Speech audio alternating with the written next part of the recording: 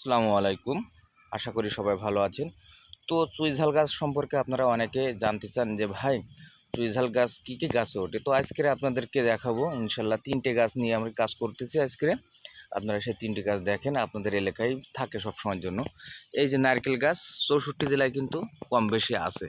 তো দেখেন এই নারকেল গাছে নারকেল কম হচ্ছে, সেক্ষেত্রে আমরা এই গাছে উঠাই দিয়েছি এই চুইঝাল গাছটা। এই বছরের চারা দেখেন কত সুন্দর হয়ে উঠছে। অবশ্যই আপনারা দেখতে পাচ্ছেন নারকেল গাছে ওঠে। তো কাঠজাতীয় গাছ, শুকনা গাছ তারপরেও কিন্তু উঠছে। তারপরেও আপনাদেরকে দেখাই আরেকটা গাছ।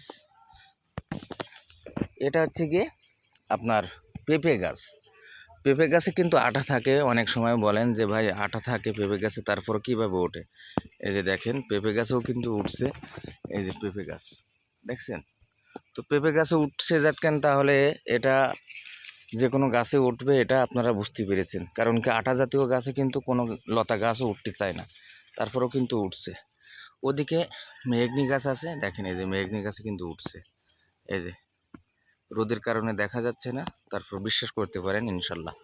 তো আমরা তিতা গাছ দেখালাম, আটা গাছ দেখালাম এবং কাঠ জাতীয় গাছ যেটা নারকেলের গাছ অনেক শুকনা, তারপরে ওঠে। কিন্তু সবচেয়ে বেশি ভালো হয় আপনারা জাম গাছ, আম গাছ এবং জিলো গাছ বা খসা গাছ নামে যারা পরিচিত অনেক এলাকায়, খসা গাছে সবচেয়ে ভালো হয়। তারপর আর সজিনা গাছে এগুলা রস বেশি গাছের থেকে, এই শিকড়ে পরগাছা, তো এই গাছ থেকে আবার ওরা হচ্ছে গিয়ে আপনার খাদ্য সংগ্রহ করে, নিচের থেকেও করে উপর থেকেও করে। এটা এই জন্য বেশি পরিমাণ ওইগুলাই রস থাকে এবং তাড়াতাড়ি বড় হয় এই গাছগুলাই দিলে। সবই গাছে বড় হবে কিন্তু ধীরে এবং দ্রুত, এটা বুঝতে হবে অবশ্যই। আর আপনারা একটু যত্ন করবেন, ইনশাল্লাহ গাছ খুব ভালো হবে। ভালো থাকবেন সবাই। আসসালামু আলাইকুম।